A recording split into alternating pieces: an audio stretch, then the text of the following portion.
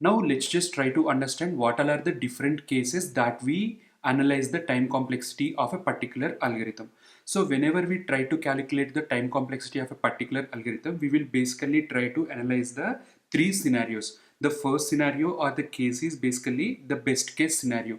In this best case scenario, our algorithm, whatever we are implementing, right, it is going to take very less amount of time. That means it will return output very quickly. That is the best case, and what exactly is the input that is required for that best case scenario. So that is what is best case scenario is about. And the second situation is worst case scenario. In the case of worst case scenario, obviously our algorithm implementation, whatever we are doing, is going to take very huge amount of data because of whatever the logic that we have written. Maybe iterating over 1,000 number of values on the array, maybe trying to merge the two different lists that we have, which are having at least 1,000 values in each and every list. Maybe we are trying to do some heavy implementation inside that algorithmic function that we are implementing. That's the reason why it is going to take huge amount of time in the worst case scenario. So as part of the worst case scenario, we will try to analyze what is the worst time that our algorithm could take for getting the end result. And the third case is average case. So as part of the average case, it is like a typical behavior. We will not see best case and worst case all the times, right? Maybe whatever the algorithm implementation that we are implementing, it will only see best case and worst case on a particular scenario, but average case is nothing but somewhere lies in between. So that is what average case time complexity is. Whenever we try to analyze the time complexity of the algorithm that we are implementing, these three are the cases that we will be calculating the time complexity for. But in our implementation, whatever the average cases that we are having on the time complexity analysis, right, we will not be doing that. We will basically try to analyze the best case as well as the worst case time complexity, as well as the space complexity of all the data structures and their respective functionalities that we will be implementing.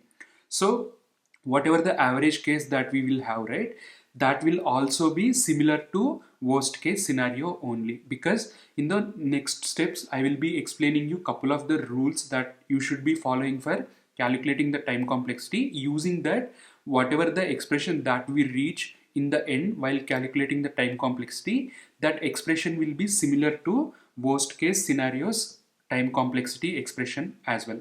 That's the reason why we will not specifically talk about the average case separately. Rather, we will only concentrate on best case and worst case time complexity of all the functionalities that we will be implementing in the future. Okay, so based on the different cases that we analyze the time complexity for, there are different types of notations or representations for time complexity. So basically there are three types of widely used representation for representing the time complexity of an algorithm. They are big O notation, omega notation, and theta notation.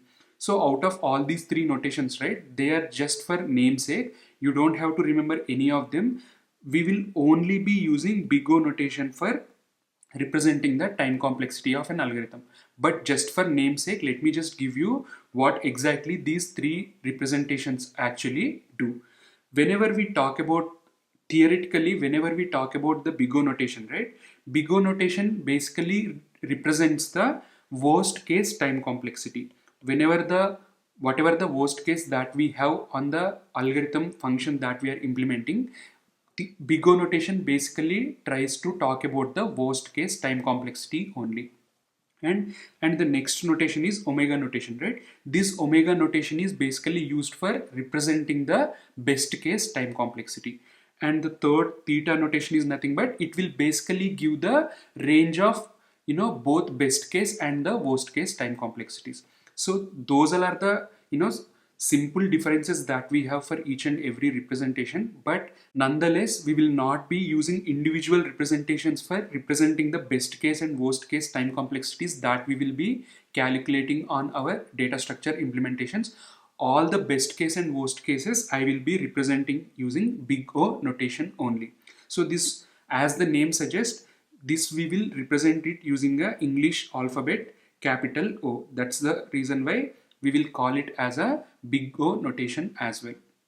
Okay, to revise the different types of representations that we have based on the case that we are analyzing the time complexity for, there are three different types of representations. One is big O notation, which is basically used for representing the worst case time complexity, and the omega notation, which basically represents the best case time complexity, and the theta notation is nothing but the expression which will basically give the best case as well as the worst case time complexities. But in our implementations, like I'm mentioning once again, we will simply be using big O notation only for representing the time complexity of both best and worst case scenarios on the functionalities that we will be implementing. So in the next steps, I will be explaining you the rules that we should follow for calculating the time complexity. So whatever the expression that we will get in the end by following those rules, we will simply represent them by adding big O notation. Okay, so here omega notation and theta notation are not even considered even during the interview process as well. So whatever the interviews that I have seen and I have faced and I have heard from my friends, everybody uses big O notation only. So it is just that, if somebody asks you, you might need to know what exactly they do, right? That's the reason why I have mentioned what exactly they do, when is the specific representation will be used for calculating the time complexity. But nonetheless, we will only be using big O notation throughout our course. Okay, so that's the different types of cases and different types of representations that we have for representing the time complexity in each and every case. Now that we know the different cases that we calculate the time complexity for, let's just try to do a simple calculation on an example program that I have here, and later on let's move on to the understanding of the different types of rules that we have for calculating the time complexity. So like I mentioned, every implementations that we will be doing, we will be calculating the time complexity in the best case scenario and in the worst case scenario. Once again, to revise, best case scenario is nothing but the situation in which the algorithm implementation that we are doing will give the output very fastly, and the worst case scenario is nothing but it is going to take huge amount of time to give the end results. That is the difference that we have here. The example function that I have here is print array values. This function is basically taking the array of values. Internally we are calculating the length, and after that we are running a loop from 0 till the length of the array, and we are incrementing by 1 in each and every iteration. In that loop we are printing the value we have at ith index. Okay, so on this program, let's just try to understand how can we calculate the best case and worst case time complexity. If you see here, when will the output from the implementations that we are doing is going to be faster? When the number of elements we have on the array are very less. If at all, if we have more values in the array, whatever the loop that we are writing needs to iterate more number of times. As a result, in the end, the output needs more time. Similarly, whenever we have less number of values, the execution of this for loop will take less number of iterations. As a result, the output will be fast. So when exactly is the situation the output is even faster? Whenever the values that we have on the array are 0 or 1.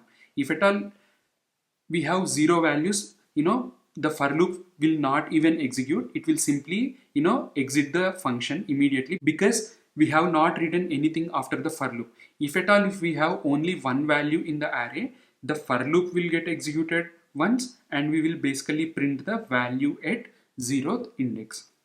Okay, so that is the best scenario. When we have the less number of values in the array, the execution will take less amount of time. Similarly, to calculate the time complexity for the worst case scenario, let's just assume that we have n number of values in the array.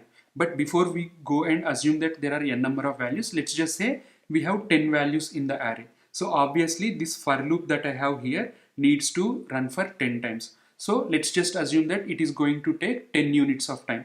If I say I have the array with 100 values, then this for loop needs to run for 100 times. As a result, it will take 100 units of time. If at all, if we have n values in the array, obviously it is going to take n units of time. So in the best case scenario, the for loop was executing only once, right? That's the reason why the best case time complexity will be order of 1. 1, it is actually 1. Since we will use big O notation, we will say it as order of 1. Okay, or big O of 1, but usually it is read as order of 1.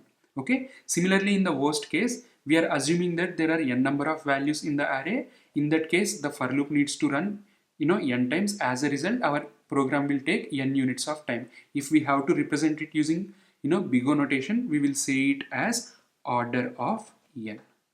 Okay, so that is the example in which we are trying to calculate the best case and worst case time complexity, and we are representing it using big O notation.